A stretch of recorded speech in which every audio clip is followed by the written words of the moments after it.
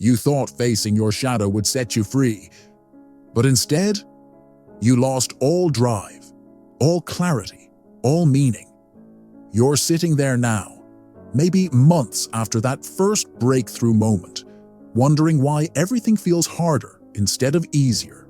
Why you can't get motivated about anything that used to matter. Why even your victories feel hollow. That's not weakness. That's not failure. That's what happens when you enter the darkness without a reason to survive it. Most people believe that when you finally face your shadow, everything will become clearer. That once you've confronted the childhood wounds, the anger, the loneliness buried beneath decades of performance, you'll feel whole again. But Carl Jung knew better.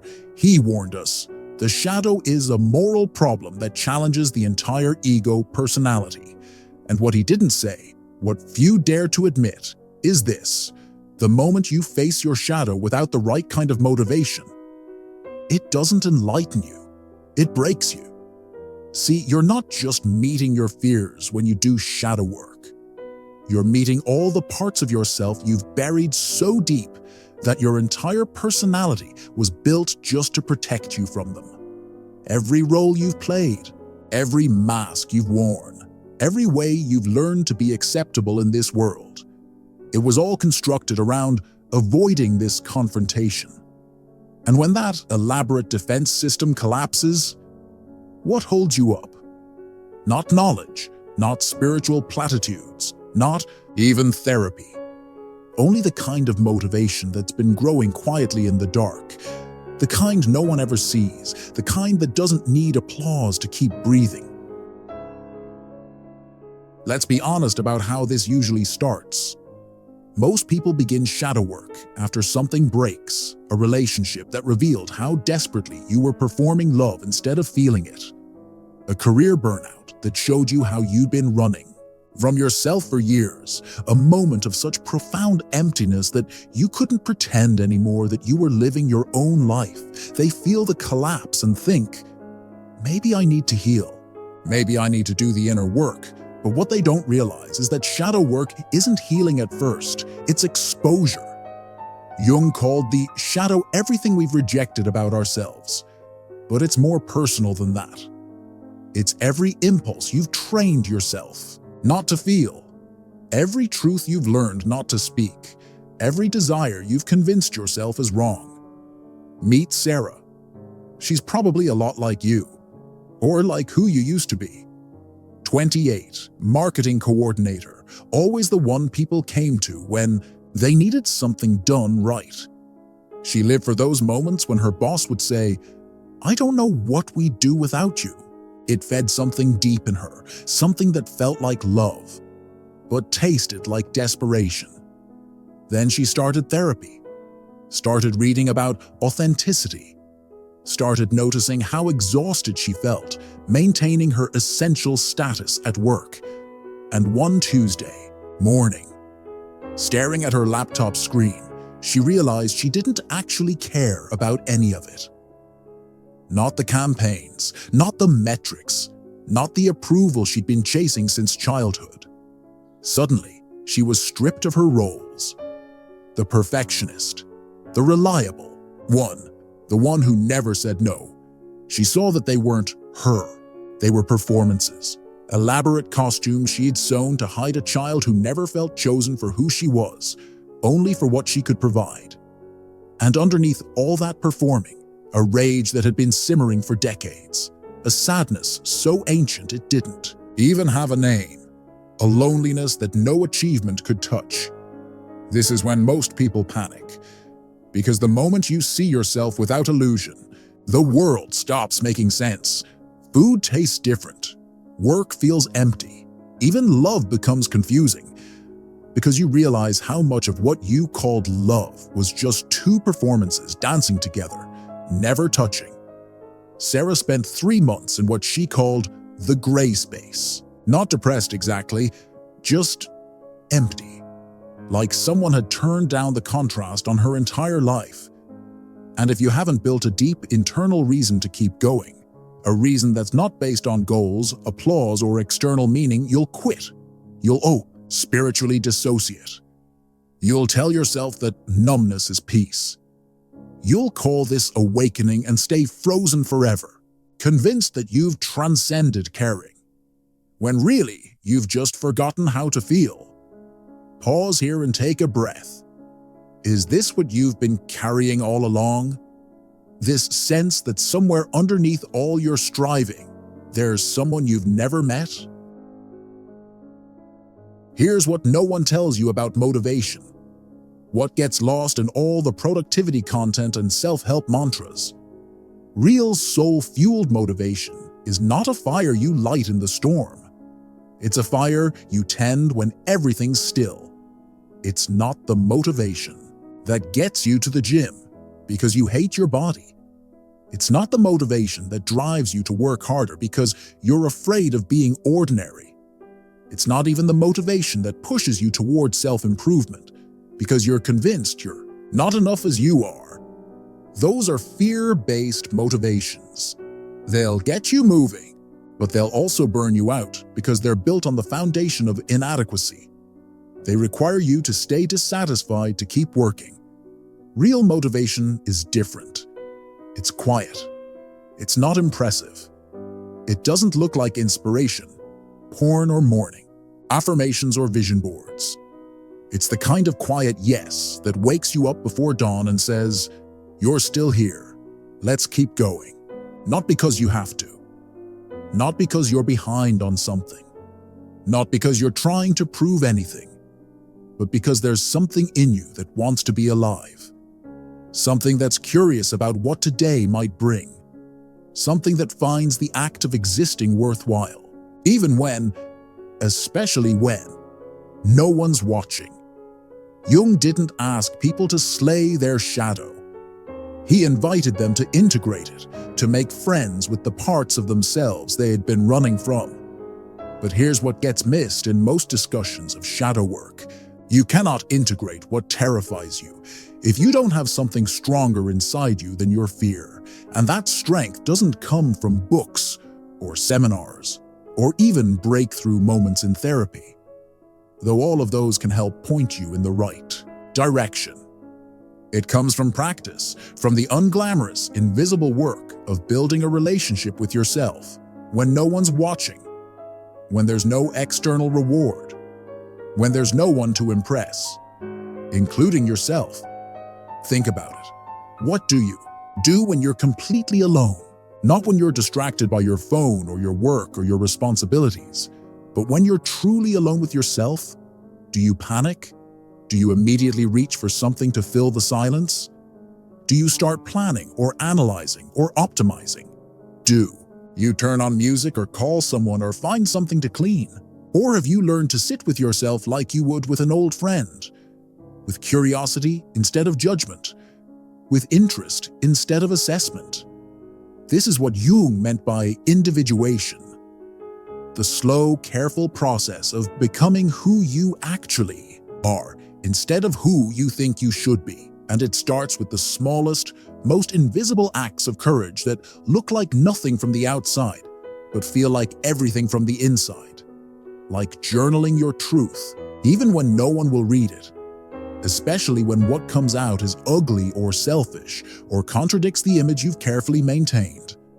When you write things like, "I actually hate my job," or "I don't think I love my partner the way I'm supposed to," or "I'm tired of pretending to care about things that bore me," like choosing to stay honest in a world that rewards masks, like saying, "I don't know," when everyone expects you to have answers, like admitting when you're confused instead of pretending clarity, like letting yourself want things that don't make sense to anyone else, including the rational part of your mind. Like setting boundaries, not because you've read that boundaries are healthy, but because you've finally noticed what feels good and what doesn't in your body, what expands you and what contracts you, what lights you up and what dims your light. Try this tonight. Write down one thing you want that you've never said out loud. Not a goal or an achievement, but a way of being. Maybe you want to feel free. Maybe you want to feel seen. Maybe you want to feel like you matter without having to earn it. Don't analyze it. Don't justify it. Just acknowledge it. Sarah found her fire in the smallest place imaginable. She started walking to work instead of taking the subway. 23 minutes each way, just her and the city waking up. No podcasts, because she realized she'd been using information as a way to avoid her own thoughts. No music, because she wanted to hear what her mind sounded like when it wasn't being entertained. No agenda except to notice, just walking and noticing. The way light hit buildings differently. In winter, how many people looked as tired as she felt? The fact that she actually loved the sound of her own footsteps. How different the city smelled at 7 a.m. versus 9 a.m. The small dramas happening in coffee shop windows. The way her body felt when she moved without trying to optimize anything. It wasn't dramatic. It wasn't Instagram-worthy. There was no before and after story. No life-changing revelation. But it was the first thing she'd done in years that was purely for herself. Not to improve her health, or increase her productivity, or work on her anxiety, but just because it felt true. And because when she asked herself, what do you actually want to do right now? The answer wasn't be more disciplined or get better sleep, or any of the self-improvement goals she'd been carrying. The answer was, I want to walk slowly and notice things. That's your foundation. Not grand gestures or life-changing revelations, but tiny, consistent choices to show up for yourself when no one's keeping score. To honor your actual desires instead of your prescribed ones. To choose what feels alive over what looks productive. David found his fire differently. After his breakup, after the initial panic of not knowing who he was without his achievements, he started doing something he hadn't done since he was a kid. He started playing. Not productive play. Not skill-building play. Not even social play. Just messing around. He'd spend entire Saturday afternoons building elaborate structures with random objects in his apartment. Not because he was trying to become an artist. Not because he was exploring a new hobby. But because the act of creating something, with no purpose, felt like remembering a part of himself he'd forgotten existed. He started cooking elaborate meals for no one but himself. Not because he was trying to eat healthier or save money, but because he loved the process of transforming ingredients into something completely different. The alchemy of it. The way it required presence and intuition instead of just following instructions. He started taking long showers and letting himself cry about things he couldn't name. Not because crying was therapeutic or healing, but because his body wanted to cry, and he'd finally stopped twirling it not to. These weren't impressive practices. They weren't going to make him more successful, or attractive, or enlightened. But they were building something invisible and essential, the capacity to be with himself without an agenda. And when the shadow comes to tear down everything false, and it will, because that's how individuation works, in cycles of death and rebirth. That's what lets you rebuild something real. That quiet relationship with yourself. That tiny, consistent practice of honoring what's true over what's expected. That growing trust that you can be with yourself in any emotional weather, and not only survive, but find something worth staying for. Many people think they've faced their shadow because they cried in therapy or wrote about their childhood pain, because they had a breakthrough moment or forgave their parents or processed their trauma. And those things matter. They're part of the work. But facing your shadow means something deeper and more ongoing than cathartic moments or therapeutic insights.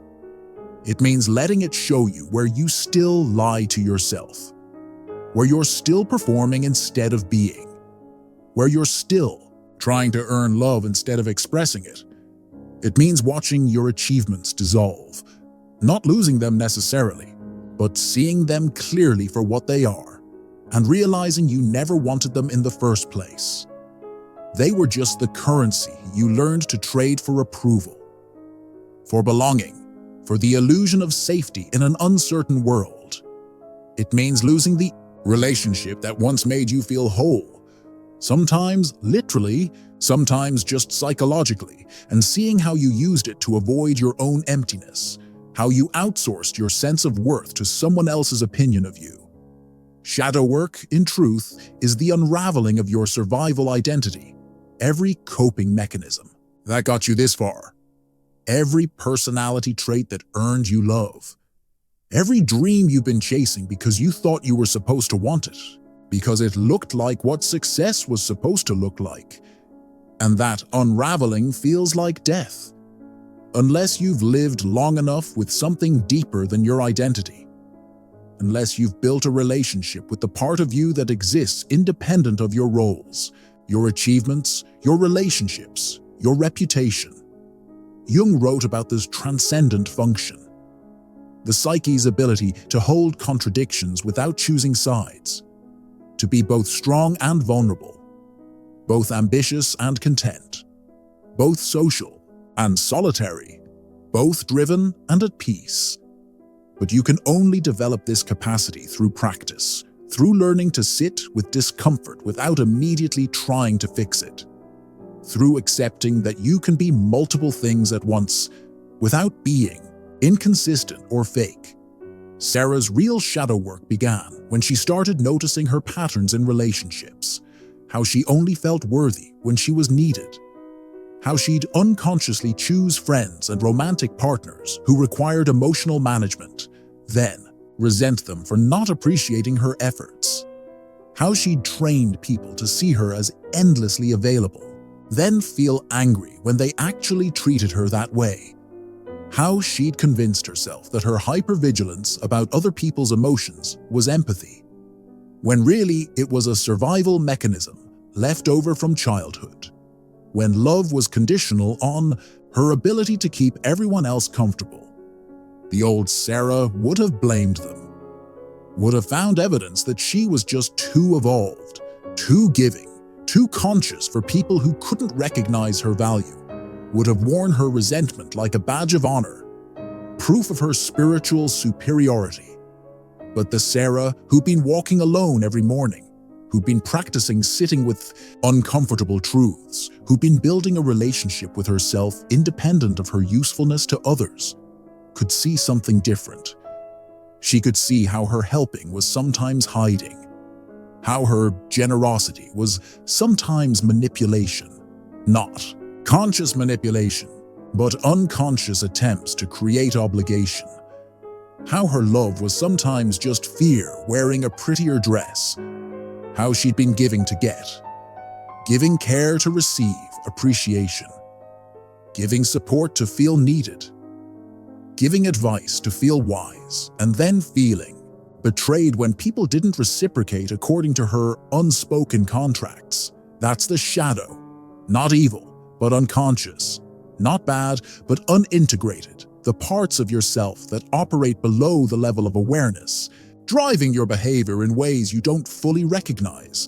And integrating it doesn't mean becoming selfish or shutting down your capacity for love. It means becoming honest about your motivations. It means learning to love without keeping score. It means helping because you want to, not because you need to be needed. It means recognizing that true generosity comes from fullness, not emptiness, that real care doesn't require sacrifice, that healthy love doesn't demand that you disappear. David's shadow work got complicated when he realized how much of his drive had been about proving something to a father who'd been absent, more than present. How his achievements were unconscious attempts to finally be worthy of attention, of pride, of love. How his relationships had been built around finding someone who would be impressed by his accomplishments, rather than someone he actually enjoyed being with. How he'd been performing masculinity instead of expressing it, always. Trying to be the provider, the problem solver, the one with answers, never allowing himself to be confused or uncertain or in need of support. The shadow showed him his terror of being ordinary, his deep belief that he was only lovable when he was exceptional, his conviction that rest was laziness and vulnerability was weakness. But it also showed him something else, the part of him that had been sacrificed to maintain that image, the part that wanted to play instead of achieve, the part that was curious about things that wouldn't advance his career, the part that wanted to be held sometimes instead of always, being the one holding others. This is why motivation is not a luxury. It's a necessity. If your soul has no reason to move without performance, without validation, without the promise of external reward, you will freeze when the shadow shows you how much of your life has been about earning love instead of expressing it. You will call the collapse a curse instead of recognizing it as the gift it is, the gift of finally meeting yourself without costume, without agenda, without the exhausting effort of being who you think you should be. And you will run from the very shadow that was sent to liberate you from the prison of your survival. Identity. If this part hits something in you, keep going.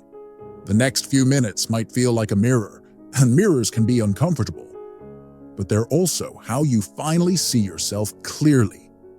What would you do with your days if no one was watching? If there were no metrics to hit, no approval to earn, no image to maintain? If you could disappoint everyone and it would be okay? The answer to that question is where your real life is waiting. So here is the truth that will save you years of wandering in circles, years of spiritual bypassing, years of trying to heal without building anything solid to stand on. Don't wait to build your foundation until your world falls apart. Start now.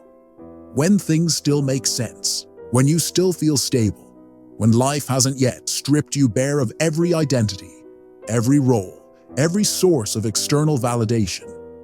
Because when the collapse comes, and it will, because that's how growth works, in cycles of death and rebirth, in seasons of dissolution and reconstruction, what saves you isn't the light at the end of the tunnel. It's the quiet decision you made 1,000 times in the dark. I want to live a life that feels real, not perfect, not impressive, not even particularly meaningful to anyone else, not optimized or maximized or worthy of documentation. Real. Real like the taste of water when you're actually thirsty. Real like the feeling of sun on your skin when you've been inside too long. Real like the sound of your own laugh when something genuinely delights you instead of when you think you should be amused. Jung spent his entire career studying what he called the night sea journey, the hero's descent into darkness that every soul must make to become whole. But he knew that most people get lost in that darkness because they enter it empty-handed. They think courage means jumping into the void without preparation. They think authenticity means burning down their life without building anything to replace it. They think shadow work means destroying their personality instead of integrating it. But real courage is slower than that. More patient, more strategic. It's the courage to start telling the truth in small doses, to disappoint people gradually instead of all at once, to build a relationship with solitude before you're forced into it by circumstances beyond your control. It's the courage to want things that don't make sense to your rational mind, to value things that don't impress anyone, to choose aliveness over safety, curiosity over certainty, authenticity over approval. Sarah's still walking to work 2 years later. She's still journaling her inconvenient truths every morning, letting whatever wants to come out onto the page without editing or analyzing. She's still practicing saying no to things that drain her, even when it means letting people down who've grown accustomed to her endless availability. Her life looks different now, smaller in some ways, but infinitely deeper. She left the marketing job for something that pays less, but asks more of her actual skills. her real interests, her authentic concerns. She's working for a tiny nonprofit that helps refugees learn English, and she wakes up excited about her days in a way she'd forgotten was possible. She ended the relationship that felt safe but not alive, the one where she was constantly performing the role of the ideal girlfriend instead of just being herself, where she was so busy being what he needed that she forgot to notice whether she actually enjoyed his company. She started saying yes to dinner invitations from friends who know her real laugh, not just her professional one, who've seen her cry and get angry and be confused and still want to spend time with her. She's dating someone new now, but differently, not trying to be perfect or essential or impressive, just trying to be herself and see if that self is compatible with his self. It's scarier, but also more honest, more real. She's not happy all the time. Jung never promised happiness. He promised wholeness, and wholeness includes the full spectrum: joy and grief, confidence and doubt, connection and solitude, clarity and confusion. But she's not afraid of herself anymore. She's not constantly monitoring her emotions to make sure they're appropriate. She's not editing her thoughts before she thinks them. She's not performing her life instead of living it. And that changes everything. David took a different path. He kept the job but changed how he approached it. Instead of working to prove himself, he started working because he genuinely enjoyed solving complex problems. Instead of networking to advance his career, he started connecting with people he actually found interesting. He started saying no to projects that bored him, even when they would have looked good on his resume.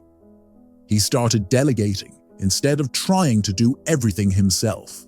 He started admitting when he didn't know something instead of pretending competence he didn't feel. He's dating again, but he's looking for something different now. Not someone who will be impressed by his achievements, but someone whose company he genuinely enjoys. Someone he can be confused with, uncertain with, playful with.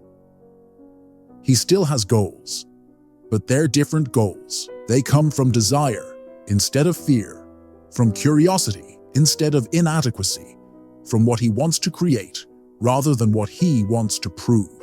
He's learned the difference between ambition that comes from love and ambition that comes from fear, between striving that energizes and striving that depletes, between doing things because you want to and doing things because you think you should.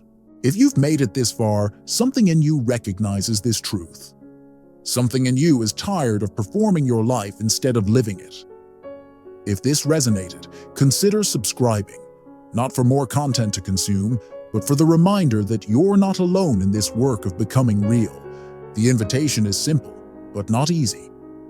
Start where you are. Start with 5 minutes of honest journaling, letting whatever wants to come out onto the page without censoring it. Start with saying one true thing today instead of the expected thing.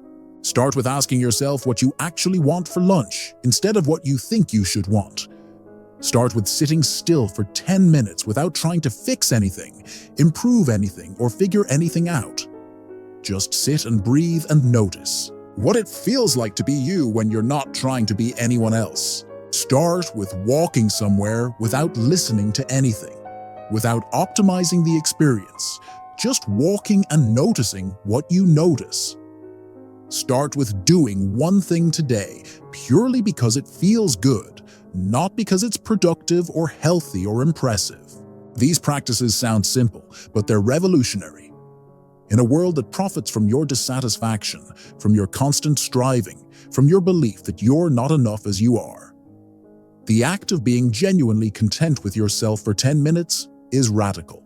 And if you build that foundation now, if you tend to that quiet fire before the storm, if you learn to be with yourself before you're forced to, then when the shadow rises to show you everything you've been hiding from, everything you've been running from, everything you've been performing instead of feeling, you won't just survive, you'll become.